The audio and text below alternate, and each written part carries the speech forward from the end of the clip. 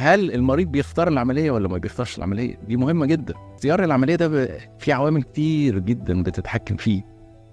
يعني أولا سن المريض، ثانيا طبيعة حياة المريض، طبيعة مهنته ممكن تكون طبيعة بتفرق. مهنته. في واحد قاعد على مكتب، لا في واحد مهندس بينزل طول النهار بيلف في مشاريع في الصحراء على بريمة بترول.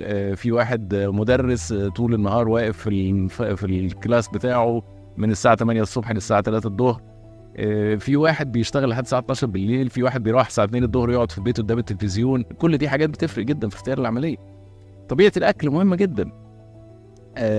لازم يقعد مع استشاري التغذية اللي معانا وهي بتشرح لي طبيعة أكله إيه. ممكن يكون هو بيحب السكريات وهو مش واخد باله إن هو بيحب السكريات. طبيعة الأمراض اللي عنده دي برضو حاجة مهمة جدا. يعني في واحد عنده سكر وفي واحد ما عندوش سكر. اللي عنده سكر بنفضل له إن هو يمشي في سكة تحويل مسار أكتر. السكر ده بقاله قد إيه؟ بقاله سنة، بقاله سنتين. بيتعالج بإيه؟ بيتعالج بإنسولين ولا بيتعالج بأقراص وخلاص؟